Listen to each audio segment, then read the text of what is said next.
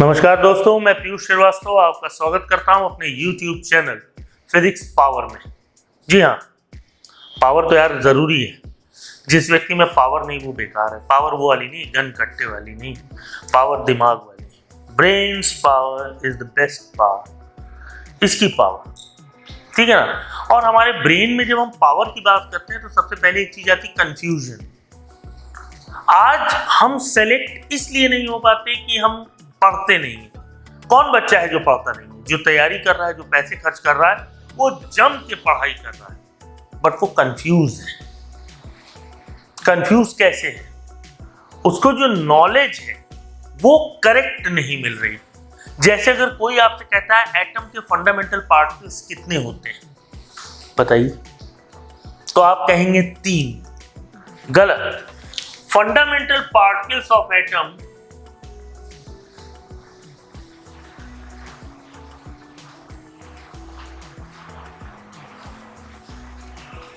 27 होते हैं। कहने अरे साहब ये तो पढ़ा ही नहीं।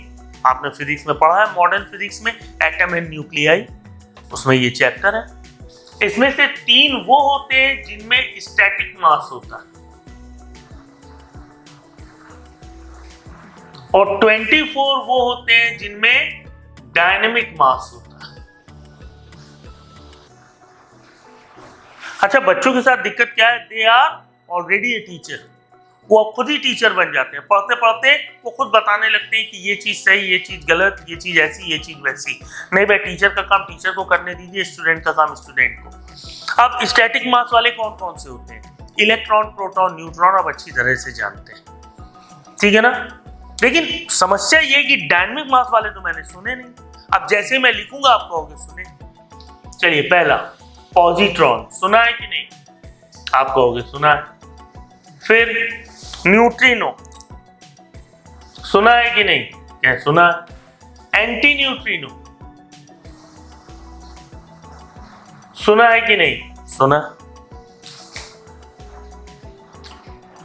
क्वार्क, सुना है कि नहीं?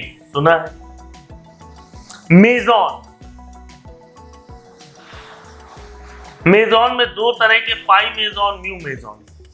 पाई मेजॉन आगे चल के 3 तरह के हो जाते हैं, पाई प्लस, पाई न्यूट्रल, पाई नेगेटिव। म्यू मेजॉन 2 तरह के हो जाते हैं, म्यू प्लस, म्यू नेगेटिव।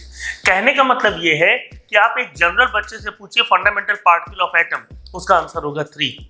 पर आप जब सही पढ़ाई करेंगे तो आपसे पूछा जाएगा fundamental particle of atom having static mass, answer होगा 3। Fundamental particle of atom having dynamic mass, answer होगा 24। Total number of fundamental particle, answer होगा 27। तो सिर्फ देखिए कंफ्यूजन। हमने 3 पढ़ा और हम 3 ही पढ़ते रहेंगे, तो ये कहाँ का दुख है। हम 2023 में 2023 की फिजिक्स पढ़ें, 2024 में 2024 की फिजिक्स पढ़ें, और इसी के लिए हम आए। हम 1990 की फिजिक्स पढ़ने नहीं आए। तब तो मोबाइल फोन भी नहीं होता था। तो क्या करें हम? आज के दौर में चिट्ठियां लिखने लगे, कबूतर ले आए, चिट्ठी उनके पैर में बांधे, वो हमारे रिलेटिव तक पहुंचाएं 10 दिन में। अगर वो दूर रहते हैं दिल्ली तो कबूतर को टाइम लगेगा, मोबाइल से तुरंत आप बात कर लेते हैं। तो टेक्नोलॉजी आ गई, चीजें चेंज हुई हैं, आपका रहन सहन चेंज हुआ है। क्या पहले आप मैगी और ये चाउमीन और जाने क्या क्या फास्ट फूड में आता है, चाइनीज फूड, ये सब आप पहले खाते थे?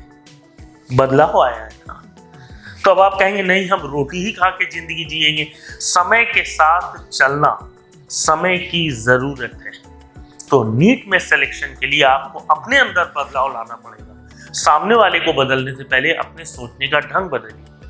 अपने टॉपिक्स को जानना पड़ेगा आपको। जैसे हमने अपने एक लेक्चर में आपको बताया था कि आप अपने 25 दिन में से 14 डेज क्या क्या पढ़िए।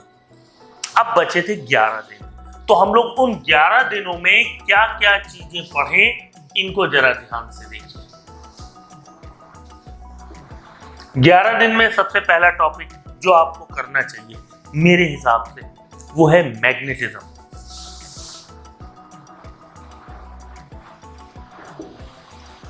इनको आप 4 दिन दे दें। 4 दिन क्यों दे दें? मैग्नेटिज्म में थ्योरी भी है और न्यूमेरिकल्स भी है, लेकिन थ्योरी कुछ हद तक ज्यादा है। ठीक, यहाँ पे डायरेक्शन का पूरा गेम है। जैसे फ्लेमिंग्स लेफ्ट हैंड रूल, किसके लिए यूज होता है? फोर्स के लिए। FBI, foreign bank of India, force magnetic field current. Right hand rule Maxwell, ये Maxwell right hand screw rule किस लिए यूज होता है? मैग्नेटिक फील्ड को निकालने के लिए। Magnetic field, magnetic force, magnetic field, magnetic force. तो डायरेक्शन पे बेस्ड है। अगर आपने ध्यान से इसे पढ़ लिया तो ये स्कोरिंग टॉपिक है आपका। ठीक, अब आप दूसरा टॉपिक जो तैयार करेंगे यहाँ पे वो है वेव ऑप्टिक्स। वेव ऑप्टिक्स आप 2 दिन में कर सकते हैं। एक दिन पूरा पूरा इंटरफेरेंस के लिए दे दीजिए, बाकी दिन में आप हाइगेन्स थ्योरी, पोलराइजेशन और डिफ्रैक्शन एक दिन में कंप्लीट हो सकता है। तो एक दिन में इंटरफेरेंस कर लें, एक दिन में हाइगेन्स थ्योरी आपकी हो गई, डिफ्रैक्शन हो गया आपका और पोलराइजेशन हो गया। इसके साथ आपका वेव ऑप्टिक्स हो जाएगा। हो गई ये 6 दिन। अभी भी हमारे पास 5 दिन बचे। अब आप तीसरा टॉपिक जो यहाँ उठाएंगे वो है इलेक्ट्रोस्टैट्स। हमने अपने प्रीवियस लेक्चर में आपको बताया था कि मैग्नेटिज्म, इलेक्ट्रोस्टैट्स और ग्रेविटेशन तीनों बिल्कुल एक जैसे होते हैं। तो अगर आप ध्यान से उस तरह से पढ़ाई करेंगे तो आपको समय नहीं लगेगा, पर अगर आपने उस तरह से पढ़ाई नहीं की है तो इलेक्ट्रोस्टैट्स न्यूमेरिकल बेस्ड होता है। इसमें ज्यादा से ज्यादा न्यूमेरिकल्स होते हैं। ठीक, और न्यूमेरिकल से लगता है डर, तो जिससे डर लगता है उसको आप डरा दीजिए। 3 दिन इसको दे दीजिए और ओनली इसके न्यूमेरिकल पार्ट पे फोकस करिए।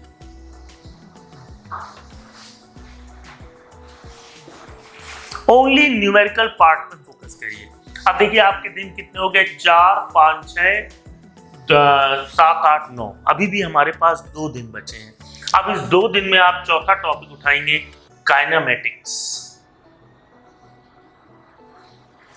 Motion in 1D plus 2D। सबसे ज्यादा सवाल इसके आते हैं 2 दिन में करें इनको, और इस तरह से आपके 25 दिन पूरे कंप्लीट हो गए। तो 25 डेज में आपने नियरली 85% और 90% कोर्स को रिवाइज कर लिया, और इसी के साथ आपका सिलेक्शन बिल्कुल श्योर हो जाएगा, कंफर्म हो जाएगा। मैं ये होप करता हूँ, मैं ये विश करता हूँ आप पहली बार में नीट को क्रैक करें। मेरी इन्हीं आशाओं के साथ मैं अपने इस वीडियो को यहीं पे समाप्त करता हूँ। नमस्कार, शब्बा खैर, शुभ रात्रि, ऑल द बेस्ट।